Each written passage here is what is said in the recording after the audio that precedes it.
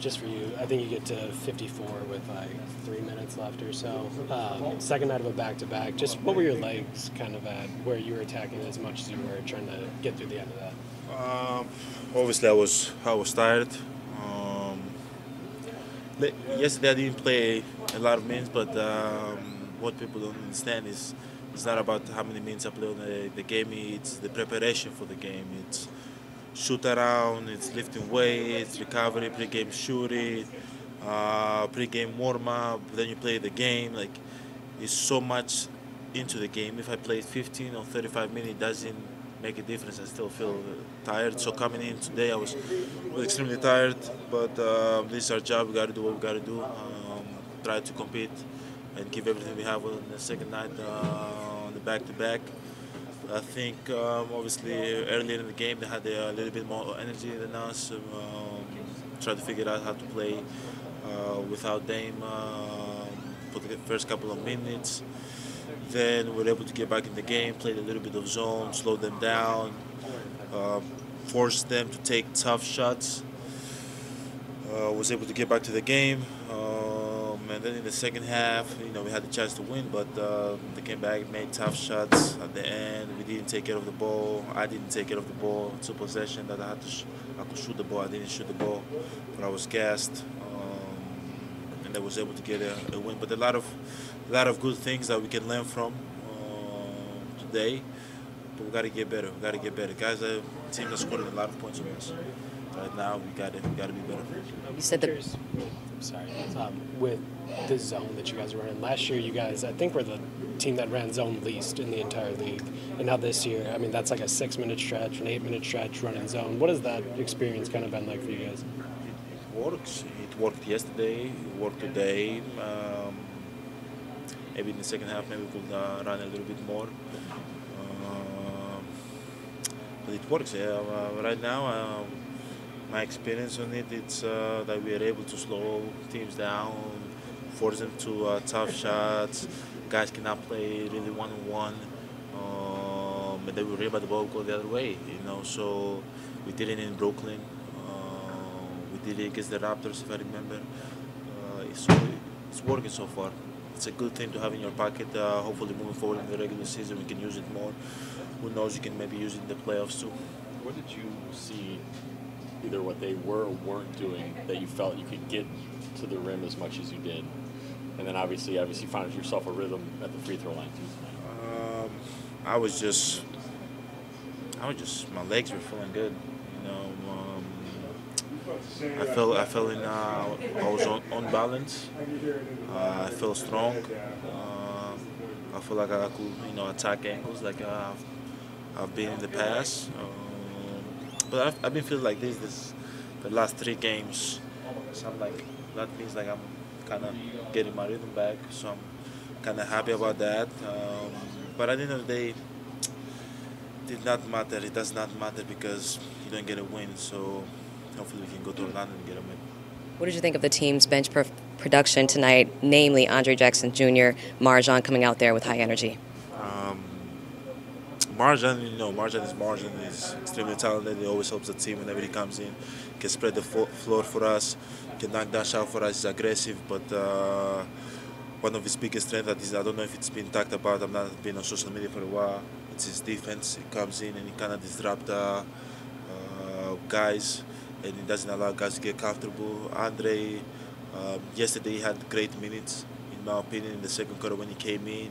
Defensively, he was unbelievable. He rebounded the ball, backs out a couple times for us, set good screens, crashed the board for us. Like he had a really, for the first time that he came in, he had really good minutes for us. Today, the same. He gives everything for the team, and I love it. I hope he can get a little bit more minutes. We need his energy. He plays basketball the right way. He wants to learn, and you always want to have guys like that on the court because they're going to give everything they have. And whenever he comes in, our energy goes to a different level. Last night, Griff said he needed to be more vocal and sticking up for you specifically with officials and the players in general. Obviously, he did that tonight after that offensive rebound putback. What does that mean where the head coach sort of acknowledges that? And then, I'm sure he didn't want to get ejected today, but the fact that he kind of put it into practice. No, man. Like I definitely appreciate that, and people that have my back one time, I have their back 1,000 times. You know, as a player, it's always good to feel like your coach have your back. And we had the conversation yesterday after the game, and I don't want to say specifically what we talk about, but like I know he has my back, and I'll try my best to have his back too. And I believe. I don't know how many free throws I shot today, but you guys watched the game, and I believe there's way more contact out there than the one I get called for. You know, sometimes I feel like guys get to go to the free throw line for like way more less contact that I get. Sometimes guys pull me, or coach my season. Sometimes I don't even feel it. That's the crazy part. I'll go and watch the film, and I'm like, this guy's literally pulling my body back. But I'm like, I don't flop. I try to power through. Try to lead the league in end ones. So at the end of the day, sometimes the coaching staff and head coach Griff sees stuff, that he's like, you guys should call that. And tonight, obviously, it was unfortunate that he got injected. We needed him.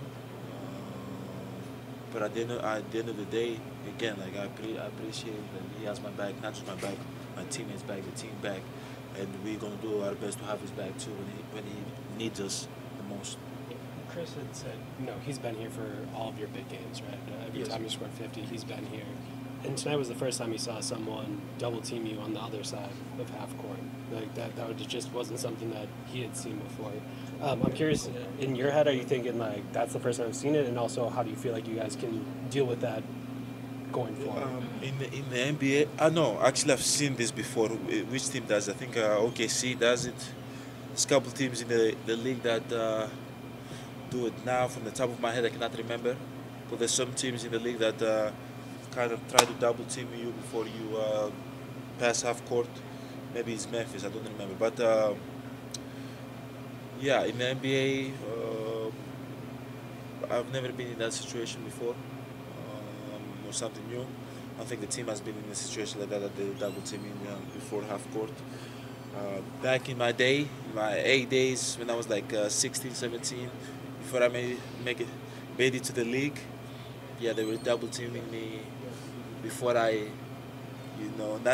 half court, they were double teaming from my baseline, So it's a good feeling to go back to those days again. I used to be a beast back in the day. How do you feel like you guys handled it? That look that they gave you? I think we should have been more aggressive. Like on the first pass, you gotta turn and go. Like I feel like sometimes I was making the first pass and holding the ball and trying to get to a set. No. You gotta throw the ball ahead and you gotta turn and go. Like you're playing 4 against 3. Like you gotta get the open shot. You gotta get to the paint. Especially was a little bit. I feel like the paint was a little bit more open than usual because the big man was up, denying me. So I feel like sometimes whenever the teams are pressuring, instead of being stagnant, just throw the ball, turn, and just go, attack. Get the best shot you can get.